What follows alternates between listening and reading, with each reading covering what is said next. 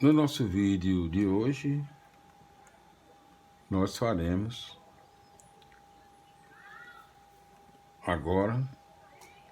a leitura, dando as explicações, o resumo do sexto livro da Bíblia Sagrada no Novo Testamento, todas as cartas de São Paulo, nós contamos aqui como o sexto livro. E hoje nós faremos, nesse sexto livro, faremos a leitura das explicações, resumo da 10ª carta, de São Paulo, que é justamente a primeira carta a Timóteo. Apelo ao discernimento. A 10ª carta é a primeira carta a Timóteo, apelo ao discernimento.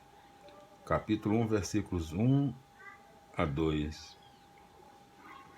A respeito de Timóteo, conforme Atos 16, 1 a 5, e a nota correspondente. Primeira carta de São Paulo a Timóteo, capítulo 1, versículos 3 a 7. A vida cristã não é mera teoria baseada em 1000 especulações e sistemas teológicos que muitas vezes parecem não ter outra coisa em mira além de deleitar o pensamento. A vida cristã se inspira no caminho e prática de Jesus, que se resumem na vivência do amor, isto é, na capacidade de se relacionar respondendo a situações concretas. Primeira carta de São Paulo a Timóteo, capítulo 1, versículos 8 a 11. Em Éfeso, alguns se apresentam como doutores da lei, mas transformam a lei em especulações dogmáticas, esquecendo-se do verdadeiro papel da lei. De fato, a lei existe para mostrar o erro e evitar que os conflitos de interesse cheguem a níveis de destruição, causando exploração, opressão e morte. Para os que vivem do amor evangélico, a lei não tem mais sentido, pois o amor é muito mais exigente do que a lei. A sã doutrina é a tradição apostólica, isto é, o testemunho do apóstolo que orienta todo o pensamento e prática dos cristãos de acordo com o testemunho de Jesus Cristo. Primeira carta de São Paulo a Timóteo.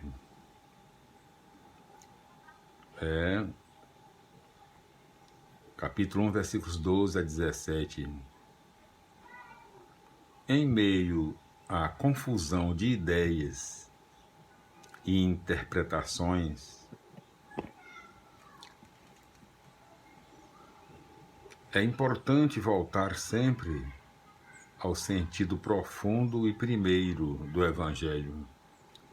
Deus enviou Jesus ao mundo não para condenar, mas para salvar os homens. A salvação, portanto, é ato de graça e se confirma como graça abundante, porque é oferecida gratuitamente aos pecadores, isto é, a todos aqueles que jamais poderiam merecê-la. Paulo é exemplo vivo do Evangelho da Graça. O povo de Deus não é formado por pessoas que nunca erraram, mas por pecadores que se convertem e são salvos por pura graça. Primeira carta de São Paulo a Timóteo, capítulo 1, versículos 18 a 20. As profecias pronunciadas sobre Timóteo lembram a intervenção dos profetas no momento da ordenação apostólica, conforme Atos, capítulo 13, versículos 1 a 3. A entrega a Satanás quer dizer exclusão da comunidade. Essa pena é uma medida para que o culpado se arrependa e se emende.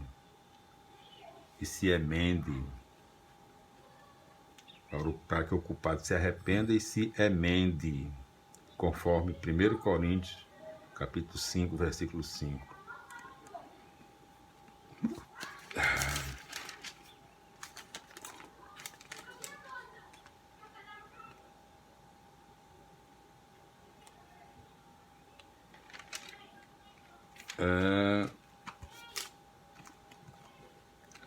Primeira carta de São Paulo a Timóteo,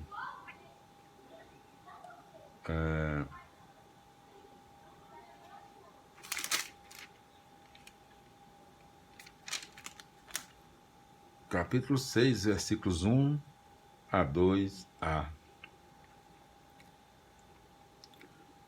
Esta passagem não trata da estrutura social na época, mas da lealdade de vida e das relações humanas dentro de uma determinada estrutura.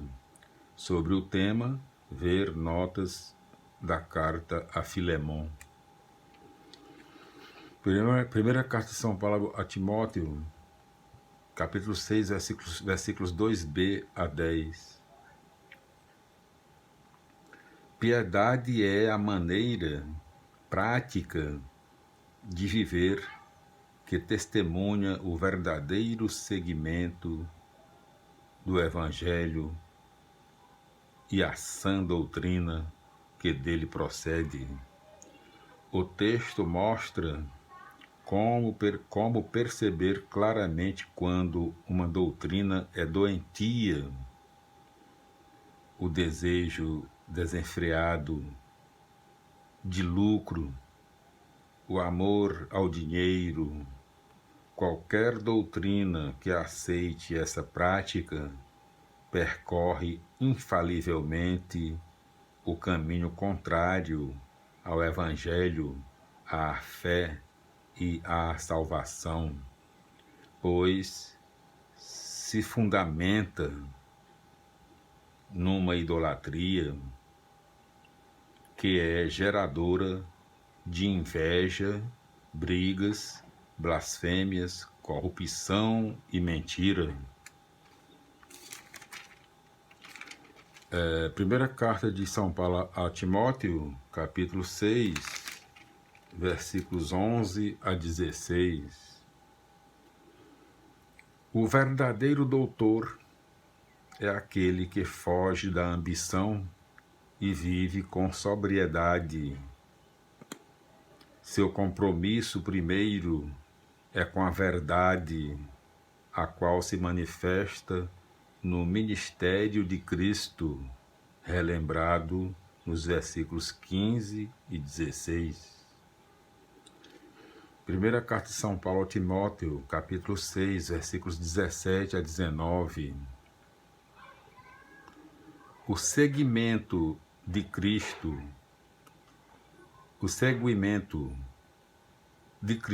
está aberto também aos ricos, desde que estejam dispostos a converter-se, deixar a idolatria da riqueza para adorar o Deus vivo. o qual cria os bens para todos. Assim, os ricos são chamados a imitar o próprio Deus, tornando-se capazes de distribuir o que possuem, repartindo seus bens com aqueles que nada têm, conforme Marcos, capítulo 10, versículos 17 a 22. Primeira carta de São Paulo a Timóteo, capítulo 6, versículos 20 a 21.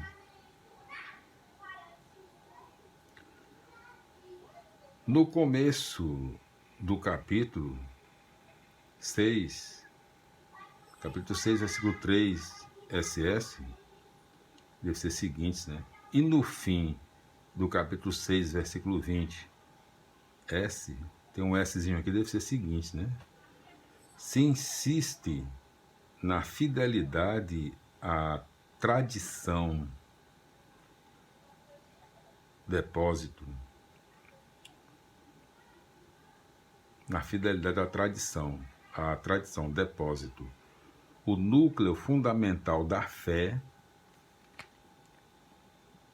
é o compromisso dos cristãos com Deus e principalmente com o seguimento de Jesus Cristo.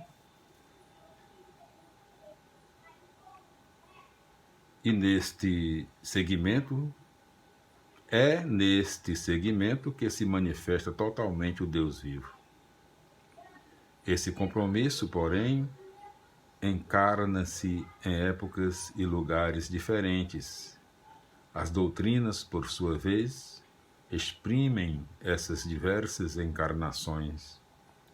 A verdadeira tradição procura garantir que o núcleo fundamental da fé se concretize através dessas encarnações históricas. As encarnações são sempre relativas a determinado tempo e lugar. O conhecimento delas é grande estímulo para que também nós nos abramos aos desafios e apelos do nosso contexto, dando uma resposta baseados no núcleo fundamental da fé, conservado e transmitido pela tradição viva. Assim, meus irmãos, minhas irmãs, nós concluímos no nosso vídeo de hoje a leitura, né, das explicações, né, o resumo